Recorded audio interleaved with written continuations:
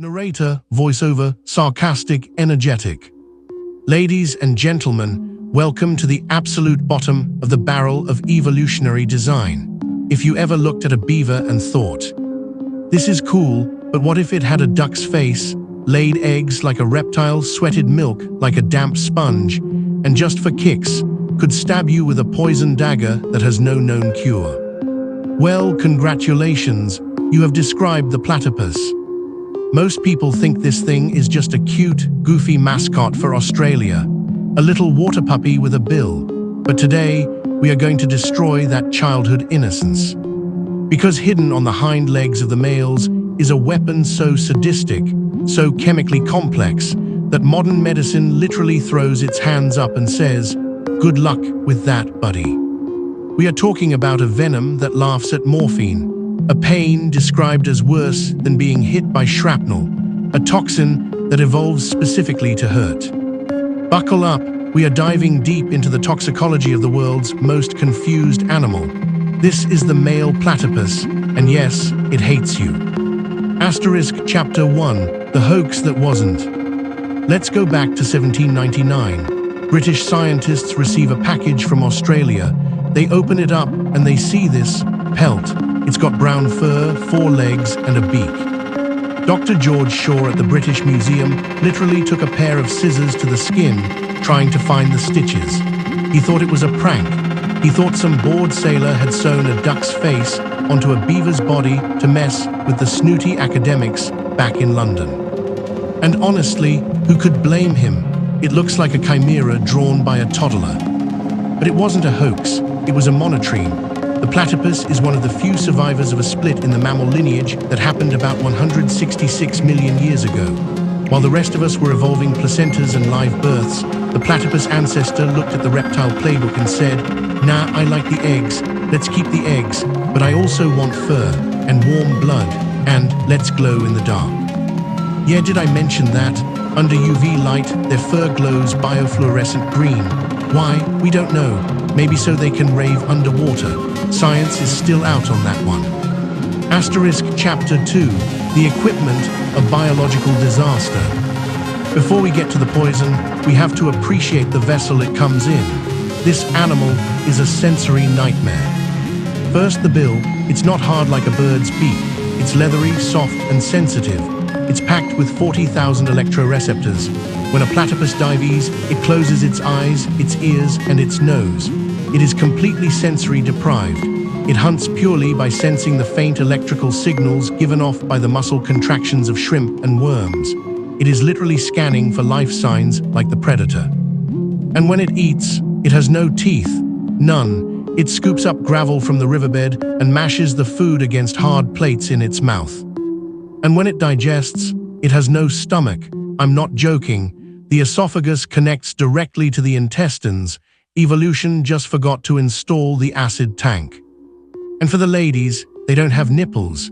They produce milk, sure, but they just sweat it out.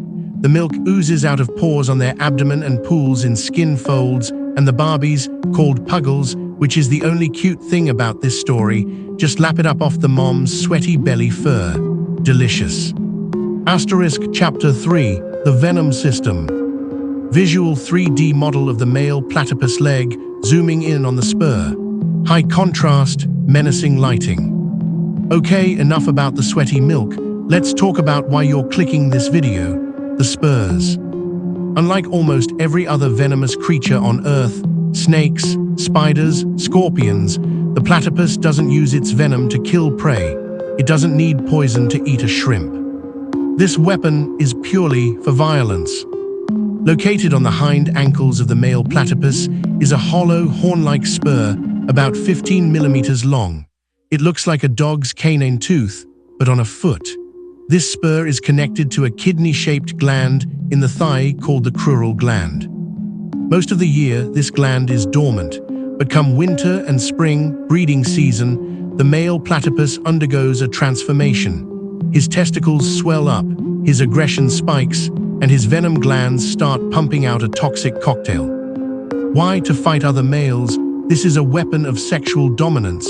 It's a stay away from my girl shank. But here is the problem. They are territorial, and they don't distinguish between a rival male platypus and your hand. Asterisk Chapter 4. The Toxicology, no antidote. Let's look at the chemistry. Platypus venom is a mess. It contains over 80 different toxins. It has defensin-like peptides, DLPs, C-type natriuretic peptides, and nerve growth factors. Here is the kicker. Some of these proteins are found nowhere else in the animal kingdom. They have a unique diamino acid structure, which makes them incredibly stable. What does that mean for you? It means your body doesn't know how to break them down. When a snake bites you, the venom usually attacks your blood, hemotoxic, or your nerves, neurotoxic, to kill you. Platypus venom isn't trying to kill you. It's trying to make you wish you were dead. It triggers non-specific nociceptors, pain receptors, and turns them all up to 11. It causes massive swelling, edema, and a complete breakdown of pain regulation in the area. And because it's so weird and so rare, no antivenom, excruciaties, there is no cure. You cannot just get a shot and feel better. Asterisk Chapter 5. The Human Pain Index asterisk. Let's talk about Keith Payne. Keith was a recipient of the Victoria Cross, Australia's highest military honour, a tough guy, a war hero. In 1991, he tried to rescue a stranded platypus. The little guy spurred him on the hand. Keith Payne, a man who had seen actual combat, described the pain as asterisk worse than being hit by shrapnel asterisk. He said it was the worst pain he had ever felt in his life. Another case study from 1992 involved a 57-year-old fisherman. He got spurred. He drove 100 kilometers to a hospital in agony. Here is the scary part. They gave him morphine. It did nothing. They gave him more morphine. Nothing. The pain of a platypus sting is resistant to opioids. The mechanism of pain is so direct, bypassing the usual opioid receptors, that morphine is essentially water.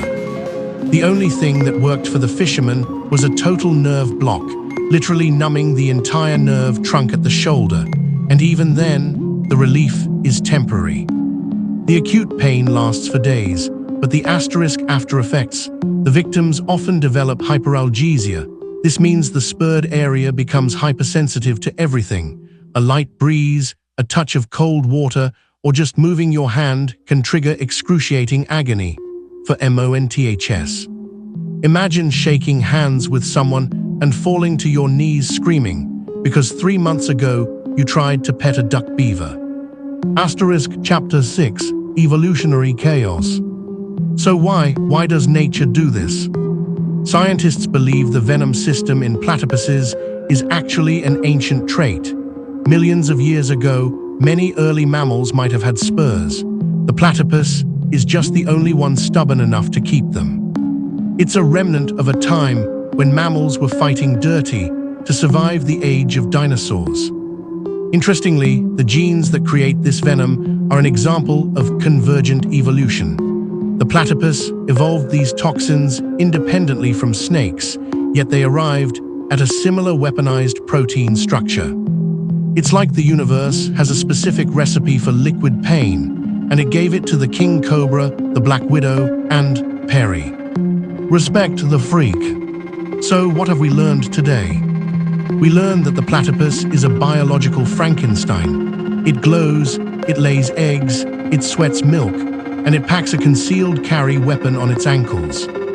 We learned that if you see one in the wild, you should admire it from a distance, a very, very long distance.